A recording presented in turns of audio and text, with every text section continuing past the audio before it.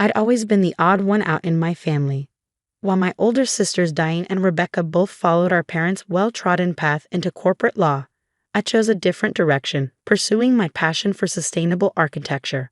According to my family, this made me the creative but impractical one, the sister who could never quite get her life together. Maya, honey, when are you going to get a real job? Mom would ask during our monthly family dinners, despite the fact that I'd been working at the same architecture firm for 7 years. Architecture is a real job, Mom, I'd reply with practiced patience. Of course it is, sweetie, she'd say in that tone that meant the exact opposite. But is it stable? It didn't matter that I'd helped design award-winning sustainable buildings across the country. It didn't matter that I lived comfortably within my means in a modest but beautifully renovated apartment, because I didn't match their definition of success. Corner office, 6-figure salary, luxury car. They viewed my life choices with a mixture of confusion and pity. My sisters were particularly vocal about my supposed financial instability. Diane, the eldest at 37, never missed an opportunity to remind everyone about her latest bonus or vacation home purchase. Rebecca, 35, was more subtle but equally condescending, offering to help me with my budget whenever I mentioned any purchase larger than a coffee. I learned to brush off their comments over the years, focusing instead on building a life that made me happy rather than one that impressed them. But what happened last spring still makes my blood boil when I think about it. It started with a family dinner in March. Diane had just received a promotion and was in rare form, dominating the conversation with tales of her corporate heroics. So to celebrate, she announced, clinking her fork against her wine glass dramatically, "I've decided to treat the family to a luxury vacation in Bali this summer. 2 weeks at a 5-star resort, all expenses paid." Our parents beamed with pride while Rebecca gasped in delight. "That's incredibly generous, Diane." "Well, it's important to share success with the people who matter," Diane replied, smiling broadly. I waited for her to look in my direction, to include me in the invitation. Instead, an uncomfortable silence fell over the table as everyone suddenly became very interested in their plates. "Maya," Diane finally said, her voice taking on a delicate tone that immediately put me on edge, "we were thinking this trip might be a bit much for your situation." "My situation?" I repeated, setting down my fork. "You know," Rebecca chimed in with fox concern, "with your career being more passion-driven than profit-driven. The time off alone would be a financial hit for you. Not to mention the spending money you'd need," Diane added. "We're planning some exclusive excursions that are quite costly." I felt heat rising to my face as I realized what was happening. "Are you saying I'm not invited to the family vacation because you think I can't afford it?" No, Mom interjected quickly. "They're just concerned about putting you in an awkward position." "We know how independent you are," Dad added, clearly uncomfortable. "You wouldn't want us paying your way." "Even though we absolutely would," Diane said with artificial sweetness that made my teeth hurt. "But we know your pride wouldn't allow it." The assumption was so wildly off base that I almost laughed. While I lived more modestly than my sisters by choice, I was far from struggling financially. In fact, thanks to some smart investments and my habit of saving rather than showing off, I was in an excellent financial position. But before I could correct their misperception, Rebecca spoke up again. "Actually, Maya, there is something you could help us with while we're away." I should have seen it coming. "Both our regular nannies are unavailable those weeks," she continued, "and we were hoping you might watch the kids. They love their Auntie Maya, and we pay you, of course." 5 children, 2 weeks, while they sipped cocktails on a Balinese beach. "Let me get this straight," I said slowly. "I'm not invited on the family vacation because you think I can't afford it, but you want me to babysit your children for 2 weeks while you're all gone." "When you put it that way, it sounds terrible," Diane laughed, waving her hand dismissively. "Think of it as house-sitting with benefits. You get to stay in our homes, use our pools. We'd stock the fridges," Rebecca added helpfully. I looked around the table, waiting for anyone, to acknowledge the absurdity of the situation. Instead, they were all nodding as if this was a perfectly reasonable arrangement.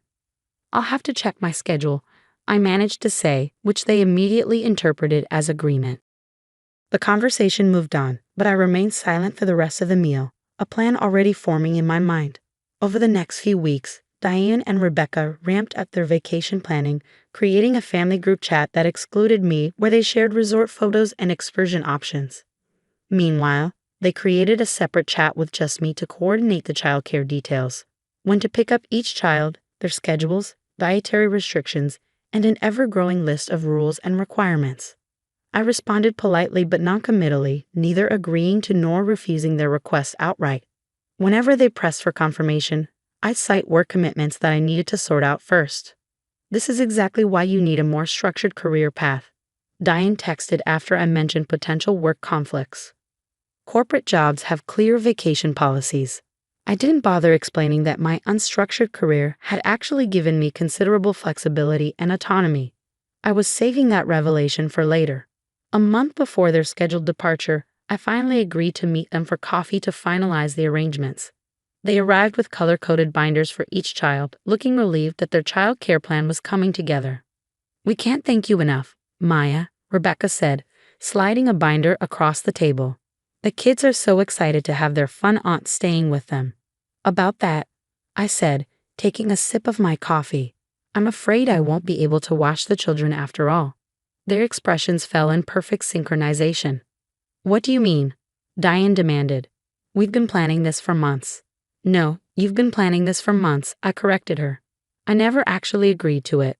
I said I needed to check my schedule, and I have. It turns out I'll be out of the country those weeks." "Out of the country?" Rebecca echoed incredulously. "Where could you possibly be going?" I smiled. "Bali, actually." The silence that followed was deeply satisfying. "That's not funny, Maya," Diane finally said. "I'm not joking. I've booked my own trip to Bali. Different resort, different dates. I'm leaving a week before you and staying a week longer, actually." "But how can you afford?" Rebecca caught herself, but not quickly enough. "Afford it?" I finished for her. "Quite easily, as it happens. Contrary to what you all seem to believe, I'm not struggling financially. I may not flaunt my money like you do, but that doesn't mean I don't have any." Their disbelief would have been comical if it wasn't so insulting. "You should call a professional childcare service," I suggested, gathering my bag. "They'll need some advance notice."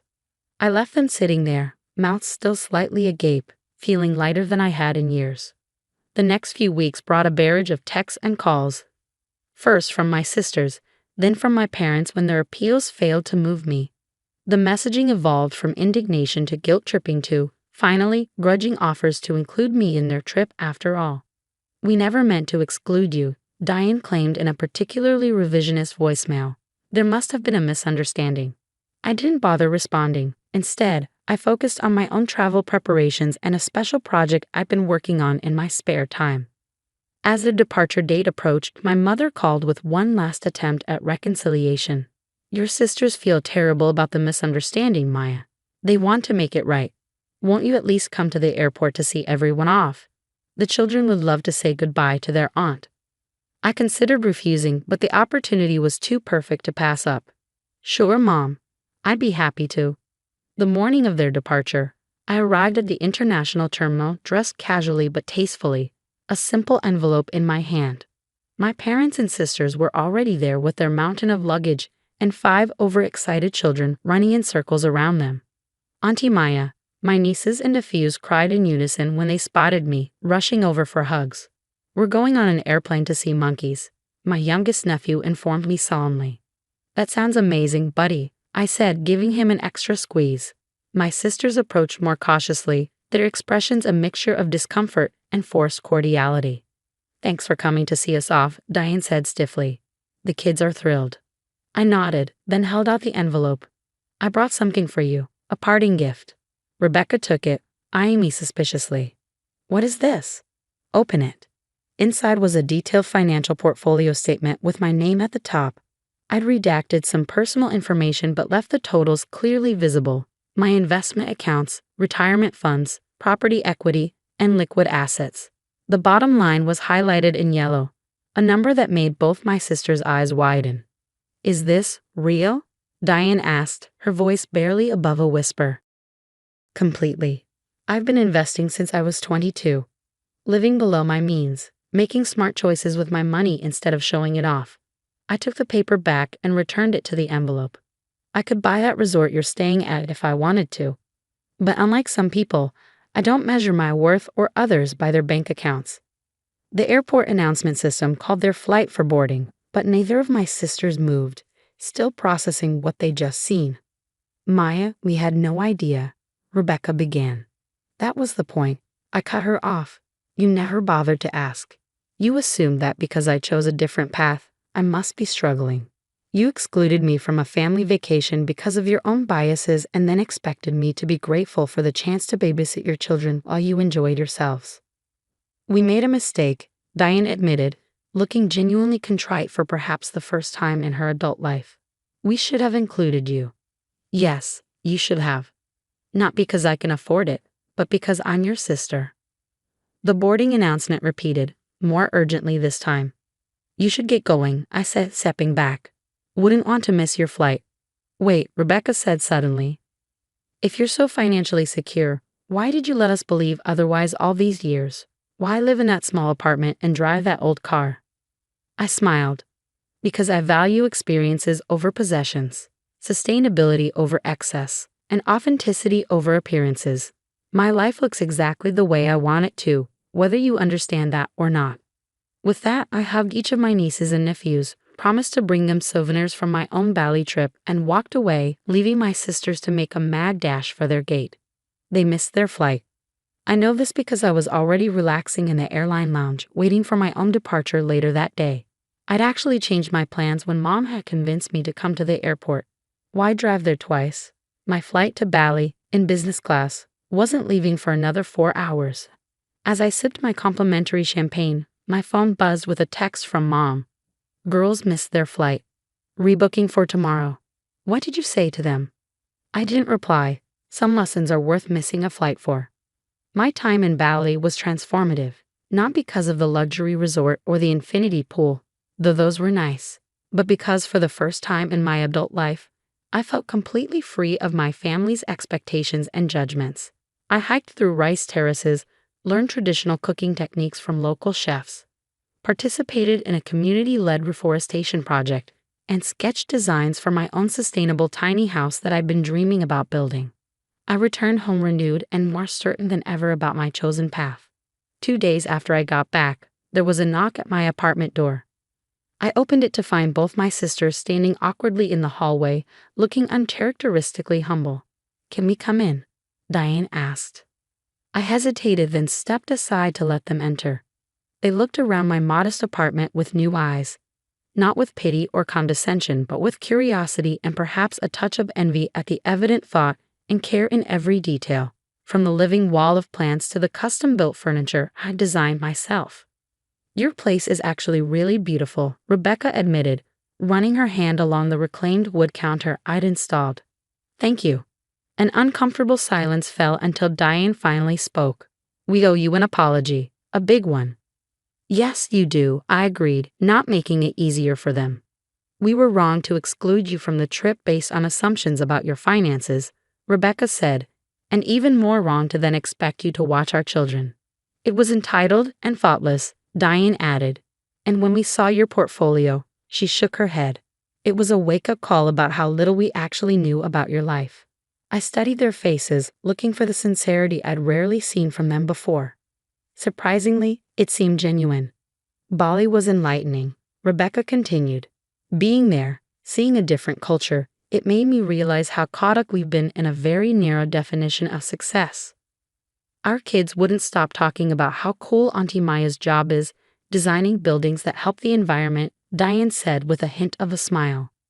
Jackson told his entire kids club that his aunt is saving the planet while we just push papers around.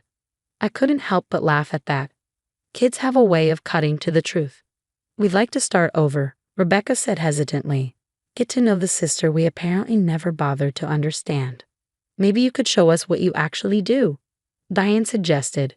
Your current projects. We've never really asked, and that's on us. I considered their offer. Years of dismissal and judgment couldn't be erased with one apology. But people can change when their perspectives are forcibly shifted. And while I have found peace in my independence, there was a part of me that had always wished for a genuine connection with my sisters. I'm working on designs for a community of affordable, sustainable homes, I said finally. I could show you the site next weekend, if you're free. The relief on their faces was palpable. We'll be there, they promised in unison. As they prepared to leave, Diane paused at the door. One more thing. Dad's 70th birthday is coming up next month. We were thinking of a family trip to the California wine country, a real family trip this time. Would you help us plan it? You've always had better taste than we have. I smiled, nodding. I'd like that. After they left, I sat in my living room surrounded by the life I'd built for myself. Modest by their standards, perhaps, but intentional and fulfilling in ways they were only beginning to understand. The path to rebuilding our relationship would be long, but for the first time, it seemed possible. Sometimes the most effective revenge isn't about getting even, but about finally being seen for who you truly are.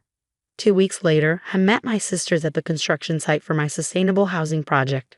They showed up wearing impractical shoes and looking out of place among the dirt and building materials. But they were there, asking questions, listening intently as I explained the solar systems and water reclamation designs. This is actually incredible, Maya, Diane said, genuine admiration in her voice as she studied the plans. You're building homes people can actually afford that don't destroy the planet. Meanwhile, we're helping billionaires become trillionaires, Rebecca added with a self-deprecating laugh. As we walked back to our cars, Rebecca linked her arm through mine, a small gesture that would have seemed impossible months ago. You know what Jackson asked me yesterday? Diane said, brushing dust from her sleeve. He wanted to know if it was too late for Mommy to become an architect like Auntie Maya. I raised an eyebrow. And what did you tell him? She smiled. I told him it's never too late to follow a better path. Nothing had changed overnight. My sisters still lived in their mansions and worked their high-powered jobs. I still preferred my sustainable apartment and meaningful career. But something fundamental had shifted in how we saw each other, not as competitors on the same narrow track, but as women who had chosen different paths worth respecting. And really, that acknowledgement was worth more than any luxury vacation could ever be.